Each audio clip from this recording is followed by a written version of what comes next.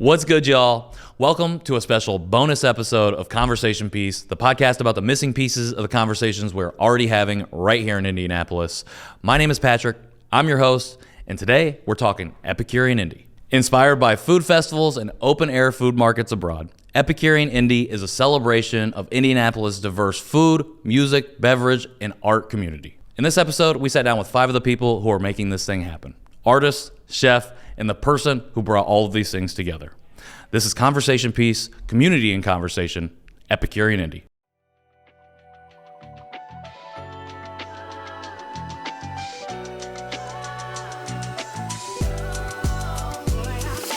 Conversation Piece, we're back here at Epicurean Indy, and I am here with one of the chefs who is making this whole thing possible.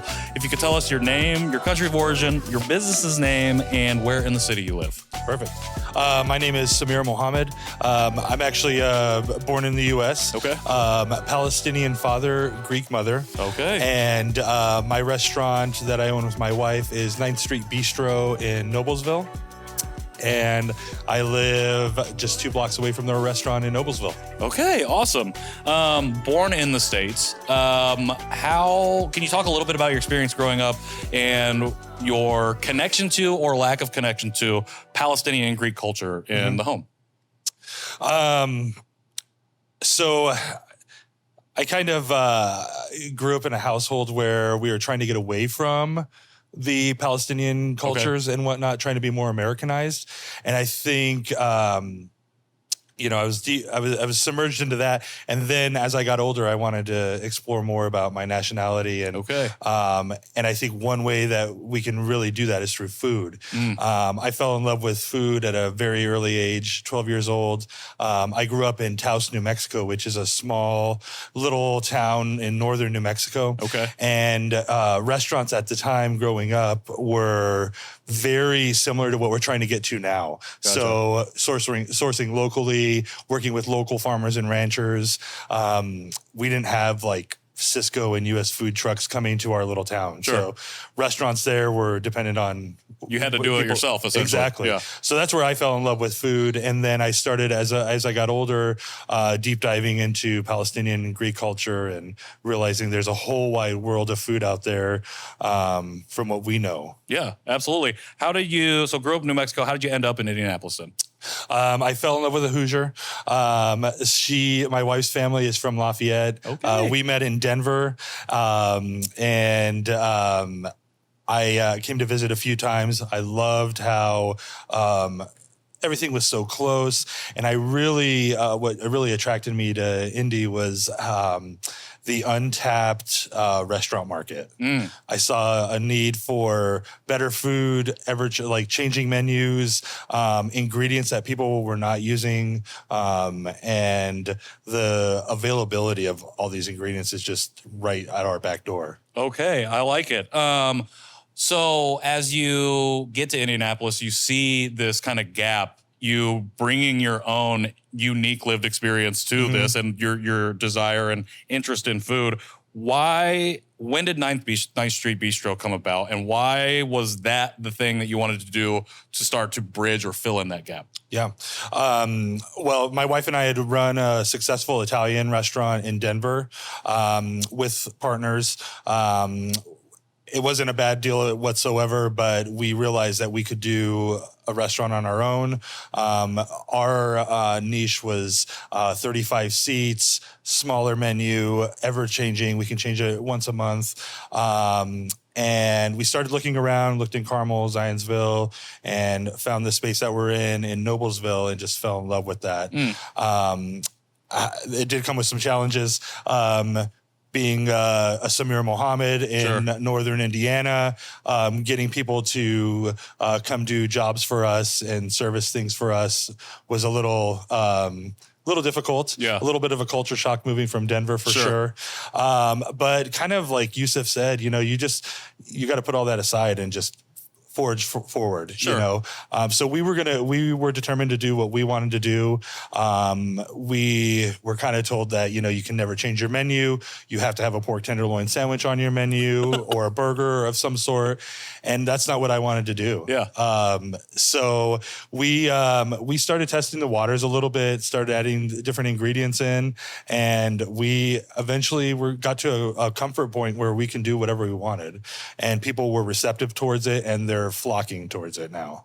I love that. And thank you for sharing about your experience of the difficulties and challenges you faced when you first tried to open this business, again, as a Samir Mohammed in Northern Indiana. I can definitely resonate with what it feels like to be ostracized because you look or you sound, your name sounds different. Anyways, I was wondering, like, how has that changed? And have the things that you identified as gaps or lack of in the food scene, has that changed in the time since you opened up 9th Street and have been here and have been navigating the scene? Have those things changed a little bit for you? They definitely have. It's interesting in our small town, Noblesville. We've become pretty well known for having a great fine dining restaurant that actually brings a lot of people from not just Indy, but from Ohio, Michigan, all over just to come eat at the Bistro. And so I think we've built a community around that in Noblesville, and some of that you know, ostracizing kind of goes by the wayside when you can cook really good food. Sure. Right? And run a successful business. And I think on the food side of it, what it's done is it's opened other chefs' eyes and allowed them to try to be more creative and say, hey, if this guy in Noblesville is doing this and he's changing his menu and he's bringing in venison and local bison, then surely we can too. So I want to say that we're, you know, developing a chef and restaurant community around here too that supports each other in doing that, and you know, is also a collaborative thing where they see an ingredient differently than I do, but we can talk about it, and rather than competing, we can collaborate and pick each other's brains and come up with some really cool events. I absolutely love that. I think that's one of the reasons Epicurean is so important, is because it really highlights the behind the scenes conversations, I think, that have been happening in terms of what it means to make a collaboration in the culinary scene. From your perspective, as those bonds have been forged, as this community has grown, is there an area that is still out of focus that we as maybe outsiders from the culinary scene can help to either bring awareness to or just be aware of when we are dining out or just navigating that scene? Yeah, I think look for restaurants and chefs that have passion and really truly care. I don't want to foo-foo on those corporate companies that have multiple restaurants and bigger buying power. But us small business owners and small restaurants, we struggle hard. You know, and it's not just about trying to get customers in seats. It's the day-to-day problems with staffing, equipment failure, sourcing ingredients, and all of that. So I would say, you know, keep in mind when you're supporting a small local restaurant, you're supporting somebody's livelihood, not a corporation or a company's. I love it. I love that, especially being from Indiana. It's like so important to recognize that human behind, Right. And especially all of the extra things that you don't see on the IGs, the social media feeds, that is happening behind the scenes, that is hectic and chaotic, that we have to, or that you have to handle and take care of. Chef Samir, I thank you for sitting down and sharing just this little bit with us. Before I let you go, can you tell people after Epicurean where they can find you? How do they follow you? How do they support y'all going forward? Yeah. Follow us on Instagram, 9th Street Bistro in Noblesville. Follow us for different events and collaborations that we're doing with other chefs. We're, you know, here for the long haul, and we'd really love to put Indy on the food map and let people know that we're more than pork tenderloin and cheese sauce. More than pork tenderloin and cheese sauce here in Indiana. I'm here for it. Chef Samir, thank you so much. 9th Street Bistro in Noblesville. Get there. Epicurean Indy, conversation piece. We'll be right back. We are back at Epicurean Indy for our Community and Conversation series. I am here with one of the artists, and I'd like, if you don't mind, to share your name, country of origin, business name, and where in the city you live. So, hello. Thank you for having me. My name is Salma Taman. I'm an artist. I'm originally from Egypt. I grew up in Alexandria in the beautiful Mediterranean. And I am now based in Indianapolis, Indiana. What part of the city do you live? I live on the west side by Eagle Creek. Okay. It's a beautiful area. I used to live over there in an apartment. I love that area. When did you or your family first immigrate to the States? I came here in 2010. Okay. When I married my husband. All right. So marriage, why Indianapolis specifically? Oh, he was working in Indy here at IU when I met him. Okay. I met him in Egypt, but then I moved. He originally from Indianapolis? From Germany, actually. From Germany. Interesting. What are the chances? All right. Well, we're going to have a full episode about that. Tell us about the art that you do, and if you could tell us a little bit about how you got into that specific style of art. Mm-hmm. It's actually a funny story. So I think my signature style would be large portraits. They are not classical. They are abstract, crazy colors, very vibrant, and they sometimes have Arabic calligraphy. Okay. And I use a lot of gold leaf, and I try to integrate a lot of other materials. So, because I like the depth and the different textures. And so normally I will try to integrate as many, textures as possible. Yeah. That's what I like to do. Okay. You asked me something else that I forgot. Well, when did you first get into large portraiture and texture? Right. So I actually, originally, I'm a lawyer. I'm a family lawyer. And when I first came to the States, I didn't have, I came on a student visa, and so I couldn't work. Okay. And to keep myself busy, I started dabbling in art. And so I remember the first time I moved into our house when I saw my husband's office, and he had a lot of really nicely arranged paints and unfinished paintings because he was also dabbling. I said, can I finish those for you? And the rest is history. Okay. He said, you're very good. You should do your own things. And then I started painting. Okay, I love that. Starting in collaboration in community, even if it's with your husband. Oh, yeah. That's amazing. What has been your perspective on the art community and the creative community here in Indianapolis since you've been here? Yeah, well, I am happy to report that I felt welcomed the moment I started reaching out to fellow artists.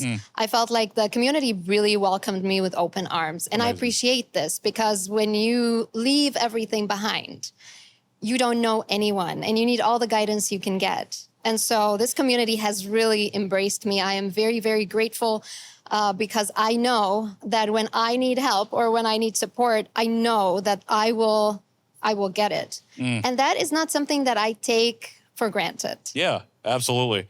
How about connecting to community and your culture of origin, Egyptian culture? How have you been able to find or maybe not find any of that here in Indianapolis as you navigated the city?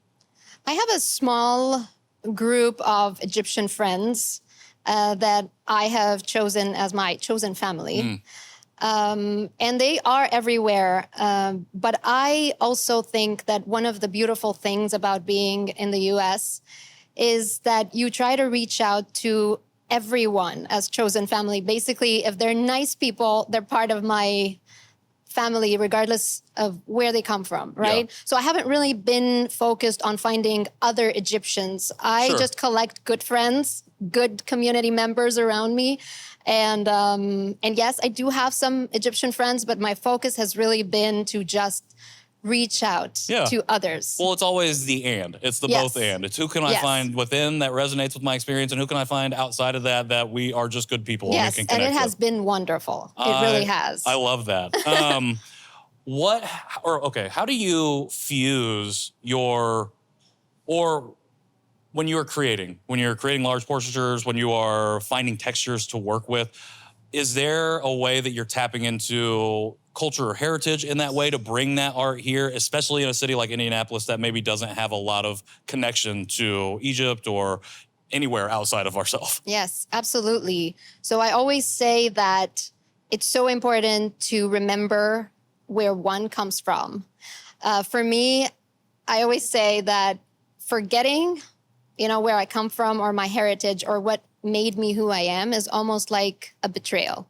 Because in Egypt, growing up, I had a wonderful childhood and the people are fantastic. And I had a very strong relation with my father, who was a master of the Arabic language, and that's where calligraphy comes from. Okay. So in every painting, where my paintings are normally based on a poetic verse, and that's why sometimes I will integrate the calligraphy of that verse, and that comes absolutely from my father and from his love for poetry.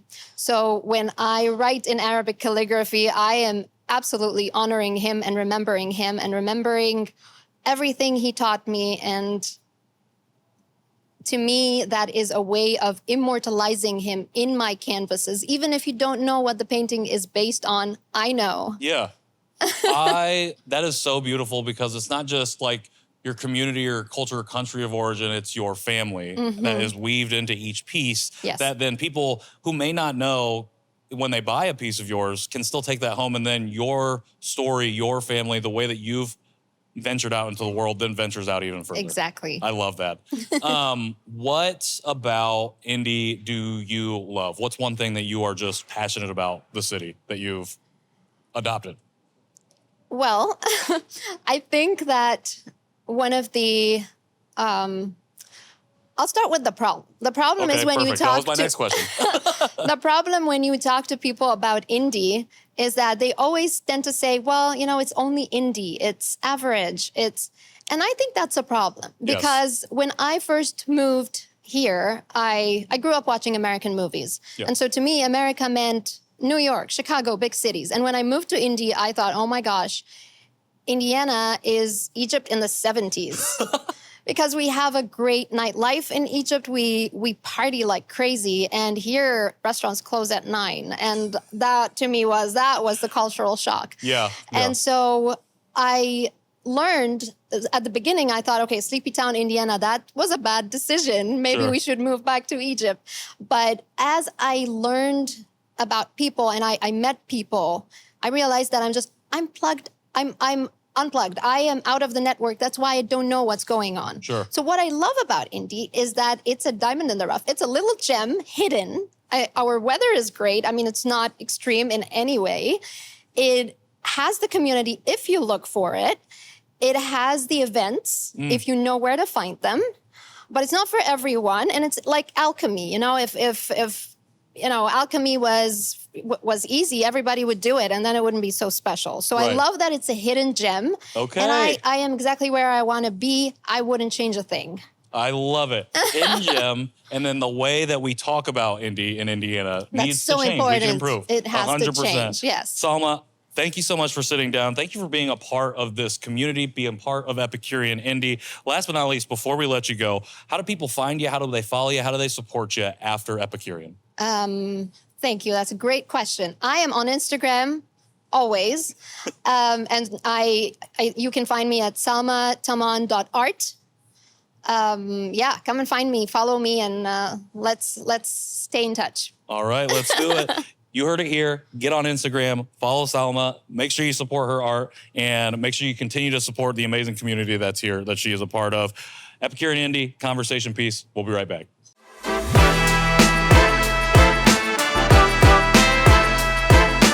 Epicurean Indy, conversation piece. We are back, and I am here with one of the chefs making this entire thing possible. Can you let us know your name, your country of origin, your business's name, and where in the city you live? Yes, my name is Tyler Shortt. I was born in Indiana, so the States. Work at Tinker Street Restaurant, and I live on the east side in Little Flower. Okay, I'm here for it. Can I ask you, since you were born here in Indiana, can I ask your cultural background? Yeah, I am, believe, German, Scottish, English. So. Okay, Cool. That's about it. Yeah. German, Scottish, English. I would say a classic Midwestern makeup, Yes, particularly for in sure. Indiana. Yes, very white. Yes, I'll say that. Very Yeah. white. It's all good. We are a diverse community here Yes. in the city. Do you know, or do you have a familial history on like why your family came to Indiana or ended up in Indiana specifically? Yeah. So my dad's side of the family was originally like in Virginia area in Kentucky. They worked in coal mines, things like that. Traveled to around the Lawrenceburg area, Ohio, Indiana borderline, and then we ended up in Indiana, Indianapolis. So, I'm here for it. Yeah. All right, so Tinker Street chef, Yes. what got you into culinary in the first place? Like, what was the drive, the passion, the love for food? Food has always been kind of a main staple with my family. Okay. And so I kind of grew up on Southern comfort, soul food. I had, aunts, grandmothers teaching me how to make gravy at the age of 10, things like that. There was always a focal point. I remember going to like a farm on the roads on the side of the country and, getting a bag of green beans and other vegetables. And, I didn't get to go play with the men at that time because I was so young. So I had to cook with my aunts and grandmothers and stuff like that. So it was just, that was always kind of a focal point. Then I went to school, tried IUPUI out, was not a good student. And so I had to pick between trades and I chose culinary. And I didn't really take it seriously until I went to New York and came back to work in New York. And I was like, okay, I can make this into a career. Okay. So, two questions. Yes. Best, or what's the thing that people get wrong about gravy that they need to get right when making it? Not enough flour. I like my sausage kind of chunkier. I feel like people break up their sausage too much. And I add hot sauce. Okay. My man, this Gotta is the add guy some from my Franks heart to right it, here. yeah. 100%. Yeah, for sure. Okay, and then you said you started taking it serious when you came back from New York. What happened in New York that showed you this is something that I can do and should be doing? So I was blessed to work at a restaurant called 11 Madison Park in New York. So my cousin was chef de cuisine there. He was second in charge. They were on the San Pellegrino's list. I think they were number 6 when I was there in the world. And so I got to see, just the makeup of all different cultures, all different cuisine styles and everything come together. And, being able to see the difference of how you can actually come up with a dish, plate a dish, and turn it actually into art as well. Not just, something from your mind or your soul. Right. So, going there, walking around the city and everything else, experiencing, every block was different. Each vibe, culture, everything else. So it was beautiful to see and came back here. And I had some opportunities to stay in New York, to go to Chicago, to go to LA. But the cost of living and everything, so much nicer here. And it is. And also just when I went to Chicago, I was like, we can do this. We can do this in Indy. Yeah. We have the same produce. We're local to me kind of is regional as well. And so, they get the same produce that we get. And in my mind, they just have maybe more financial backing, a little bit larger space, and a lot more people cooking in those kitchens. But we can definitely cook just as good. And I think, Epicurean is here to show that too. Well, I think it's really exciting, and I appreciate you sharing that because it's really indicative of how people can be maybe not lured, but enticed by the big city. Yeah. And then find their way to understanding that, I can do this here where I'm from, and then be willing to come back and bring it here. What about that? So you take that experience, and then you also have your upbringing here with your family and that initial foundation of food. Bringing those two things together, when you come back from New York to Indy, what are you seeing as a gap for yourself that you'd like to fill within this larger culinary community? I think for me, it's combining the local produce that we get and the local vendors, which we have a lot of great producers that do beautiful things, and also bringing that into the different cuisines and cultures that we have in the city. There's a lot of people that don't necessarily use farmed produce. Sure. But I think trying to find a way to bring those backgrounds and those cultures and dishes and make those more mainstream, and also, things that you can get at your local farmer's market or anything like that, where it's like, yeah, you're at home, you can make a butter chicken dish or anything like that very simply, especially in the summertime with local produce. That's come up a couple times in these conversations that we've had for Epicurean, the idea and the concept of local produce. I think that's obviously really important. And I think Indiana is known for producing things, but then like exporting it out, I think. And we're not necessarily thinking about the Indiana culinary community tapping into that backdoor, like local produce availability. Right. What's something that people need to just understand about that local produce thing that's just there? Like, what do we need to know that we're missing right now? A lot of people think that, it's too expensive, or, they don't know what to do with these items. Sure. But it's very easy to come up. I mean, kohlrabi, for example, you can use in multiple different applications. You can use it as a slaw, for example. But many people don't know what kohlrabi is, how to work with kohlrabi. I don't know what kohlrabi is. Whoops. So, no, that's all good. So, I mean, like, just bringing, I guess, that knowledge to people, and letting them know, like, yeah, you can use this and manipulate the flavors in this kind of way as well. Is there a good way that we're not tapping into now to help disseminate some of that knowledge and information about the local produce and stuff? And then not only that, but how to use it? I think it's more of just getting it out there more. I think, and having people, realize that. I think. Just a simple fact about talking about it. Okay. Yeah. I mean, I think, there's chefs around the city like Samir, from 9th Street Bistro, Youssef, a handful of chefs that use local produce. And we know how to, work with that. But I think it's more of just like, we don't have the time to go set up at a farmer's market and just be like, hey, you can do this or that with the produce that you can get from this. So I think just making it more aware and like spreading the knowledge of what the farmers make, what the local producers make, you know. And then for like somebody coming up in this culinary community who wants to get into it but doesn't really know where to start, what do they need to know about sourcing locally? Like, what's the one piece of advice you'd give them about that as they get started? So we reopened Tinker Street in 2021. And so after COVID, there was a lot of producers that kind of fell off as well. And so myself and a few other chefs, before we opened, we went to the farmers markets, if you can find time to do that, and just, shook hands, passed business cards. Hey, you produce this, your watermelon looks beautiful, any way that you would wholesale to us.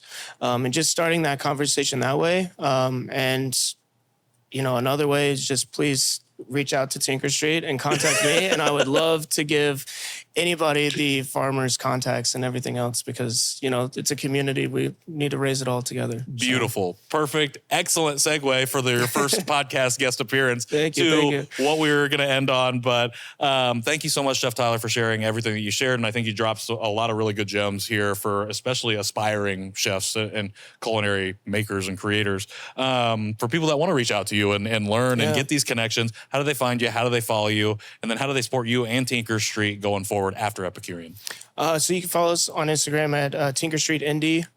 And then always just call the restaurant. Reach out that way.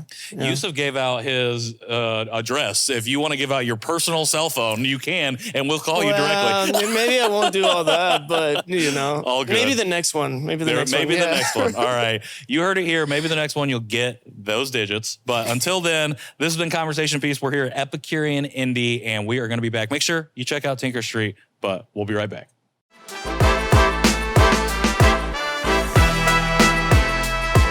Conversation Piece. We are back at Epicurean Indy, and I am here with one of the artists today. Can you tell us your name, your country of origin, your business's name, and where in the city you live? Sure. My name is Aisling Barrett, but I go by Ash. Country of origin is Ireland. said with a very Irish accent, obviously. My business name is Pushin' Posies, and I currently live in Fountain Square. Okay, I love it. When did you or your family first immigrate from Ireland to the States? I've kind of floated back and forth to the States. Okay. So I lived the early part of my life in New York City with my whole family. And then we all moved back to Ireland when I was 15. Lived there till I was 25, moved to Australia for 5 years, and then moved back to the States in 2020. Okay, having you on the podcast, registering that for later. Why Indiana or Indianapolis specifically? I actually came here to visit a childhood friend of mine who was doing some nonprofit work here. And I was really surprised by the queer community here, actually. It was really cool to see that it was a smaller city, but I felt more comfortable within the queer community here than I was feeling in New York sometimes, and definitely in Australia as well. I came for 5 days and then I went back to Brooklyn and said, nope, I got to move to Indy. So I moved here 3 weeks later. Okay, definitely going to have you on the podcast to dive into that, because I don't think I've ever heard anyone say what you just said about the queer community here. Or that there is safety here in a way that you may not feel in a larger city that has a more robust community. Yeah, it's surprising, but it's really awesome. I'm really lucky to have found that. So when did you get into florals and Pushin' Posies? Like, when did that all come about? How did that interest form? What's the history there? So I always kind of had an interest in flowers. My grandmother used to kind of have a garden, and that was, I don't know, just nice to grow up around flowers. But the pandemic really triggered it for me. I was losing my mind, not working. I also work in hospitality. So like hospitality workers, we're just like, go, go, go. So I needed something to do. And for exercise, I've always ridden a bike. It's my main source of transportation. I don't drive. So I decided to just keep biking around New York City and kept coming across all these bodegas with beautiful flowers. And I was like, you know what? I'm just going to teach myself how to arrange flowers. So once a week I would go, I'd buy some fresh flowers and then arrange them and rearrange them every day until they died, basically. And then I would dry them out. My house is full of dried flowers. It kind of just triggered this thing for me where it was really relaxing. And it was an escape from the reality of the pandemic. And that's what started it. I love it. How does that how does it go from an escape to, okay, I think I might be able to do this as at least a side business, if not something I can pursue? Yeah. I mean, I really just, I work as an event director as well. And I realized that I was offering to do flowers for people's events, and I was having a lot of fun with that. And then I just kept thinking about this idea of like how nice it would be to see somebody riding a bicycle with flowers and just selling them like on the cultural trail. Sure. And then I just thought, well, why can't I do that? I just ride my bike. I have my baskets and I fill it with flowers and I just deliver them. It just felt like something that would make people happy to see as well. And it's me getting my exercise and doing a thing I love to do. Well, now you become a staple on the trail of, hey, there is Ash riding her bike, delivering some flowers. Yeah, people definitely, especially around Fountain Square, would like be used to seeing me on my bike at the very least. So, yeah. So you said that your grandmother, I believe, was the one who kind of sparked a little bit of this passion in florals.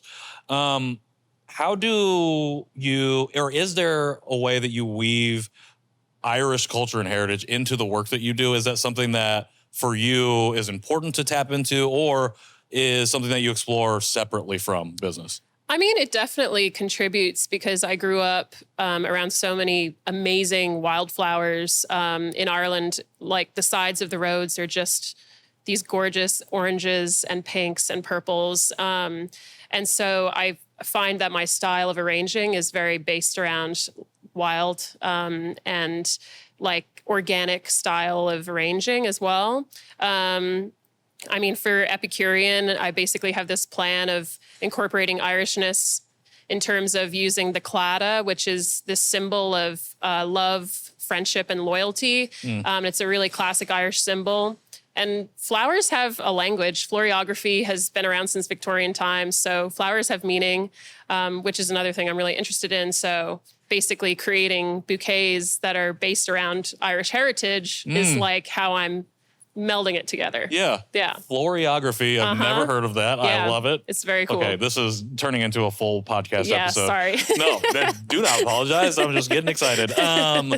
So as somebody who dabbles in this particular creative aspect, who's also works in hospitality for a restaurant, who is involved in culinary, what is your perspective on these particular scenes melding together, like in the form of Epicurean and other events?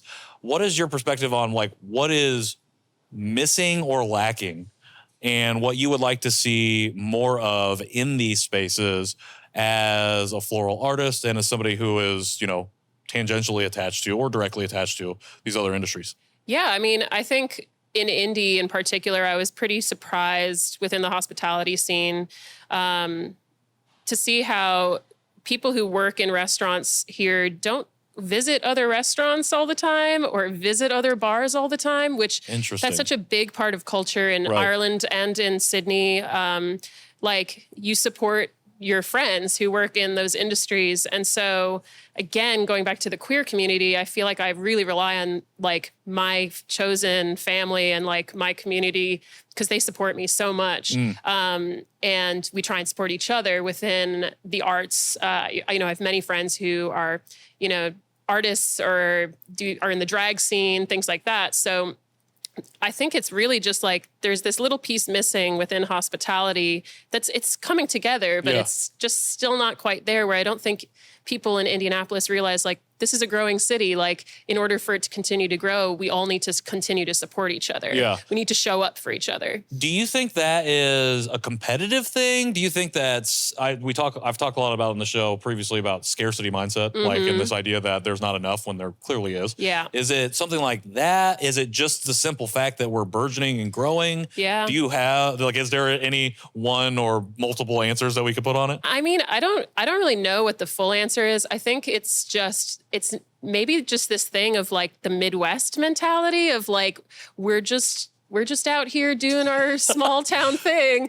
but it's like, well, not really anymore. Sure. Indy is growing, and I've only been here since 2021, so I'm very new, but it's definitely one of those things where you can feel there's like this hesitancy to grow too fast because you don't want to lose the culture of something. And so that definitely exists in Indy as well, where I think people are like, whoa, slow it down. And also the pandemic, just, it really changed the pace of things and the pace of growth. So that was a great Midwestern impression of, I'm just doing my thing. I'm not trying to ruffle any feathers because I'm like that. So, Ash, I appreciate you sharing. I'm excited for people to find out about all the stuff that you do and to start saying hi and waving at you on the cultural trail when you were delivering your flowers. For folks who are finding out about you now, post Epicurean, how do we follow you? How do we find you? How do we support you going forward?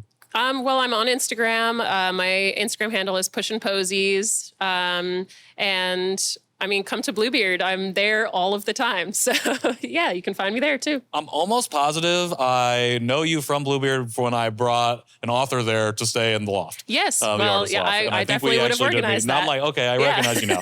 Okay, Ash, thank you so much. Excited to have a further conversation on another episode of the show. But for now, conversation piece, Epicurean Indy. We'll be right back.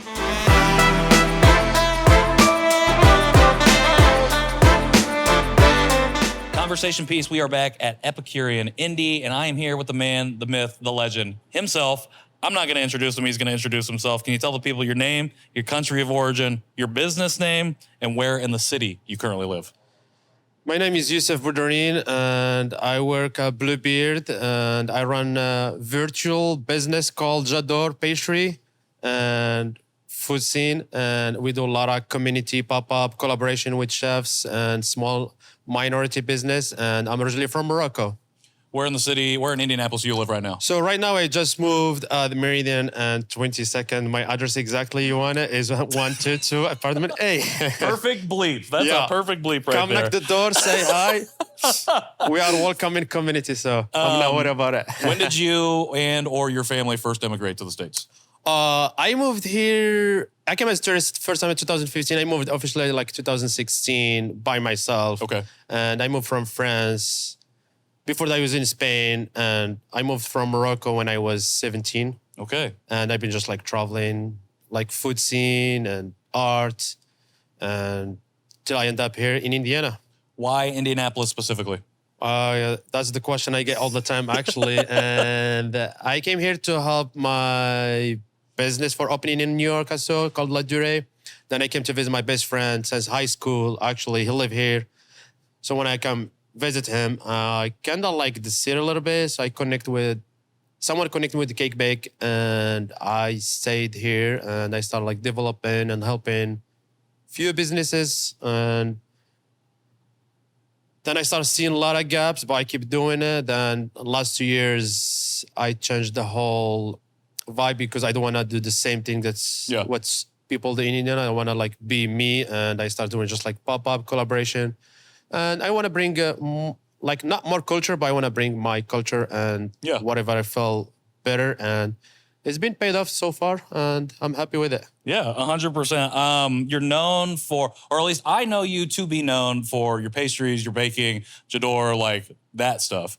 When we talked earlier, we talked about you being quote unquote the mayor in the food scene because you do a lot of community-based things. You do a lot of connecting, helping people where they're at. What about community is so important to you when it comes to food and culinary? I mean, it's really, really important. Like I born in really small town in Morocco, and we are really connected. Like, you know your neighbor, you know people like living 3 blocks from you, you know them very well. And like when you did like go work in the farm, and if you want to buy stuff, you go to the store and buy stuff, then you don't pay. It's just like, hey, my dad is coming in 2 weeks, he will pay you. And it's fine. And everything was like trusted and people, and the food and the art, I believe these two things bring people together all the time. So I said like, I'm going to focus in same thing, whatever I like to do since Morocco or France. And I started doing like collaboration with a lot of businesses, and we use just our social media, me and my friend Ariel, and it became big and nonstop. So people say like, I don't sleep. I sleep well. It's just like I'm active. When you're awake, you're getting stuff done. Yeah, I'm just active and being in the community and working with chefs like Alan from Bluebeard, Samir from Nice Street Bistro, Tyler from Tinker, Nicole Tyler or Bodhi, all this collaboration, fun stuff. It helps me as a person, and also inspire other people to do so. And that's why like me and Madeline, we do collaboration nonstop with all the people, they get it. Yeah. And that's why we create Epicurean, because we see there is a huge gap in Indiana about diversity and welcoming immigrants, not see them just as immigrant, but there is a lot of arts, there is a lot of artists, a lot of genius immigrant that they do really good thing for the city. And I just found out through my pop-ups, every day I meet someone like, wow, that's interesting. Like, you make me inspired. Like Salma, the artist, the Egyptian, she's one of the amazing artists in Indiana. Right. And she's Egyptian, and she loved the city. She loved where she came from. So all of that is inspiring to me. Like Samir, just with his exotic name, Samir Mohammed, and whatever he did at Noblesville is insane.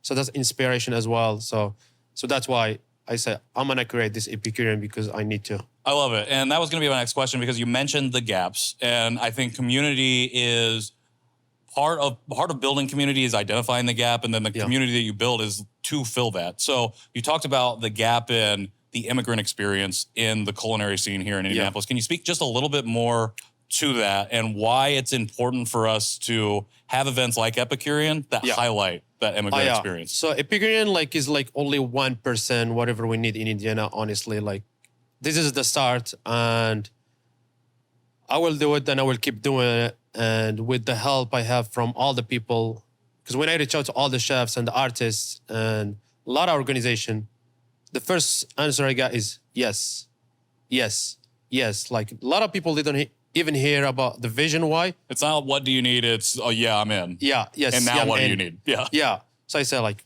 wow. So that's mean people see that there is this gap. So how we can make it big? So I reached out to Visit Indy from my friend Morgan, and I told her like, this is what I'm doing, but I need you to help me invite like food writer or food critic from, not from Indiana, from different states, to see that Indiana is not just Midwest, is Right. not just like white area, like there is no diversity. I want people to talk about us from different states that actually there is a lot of diversity in Indiana. There is a lot of people care about the city, care about the country.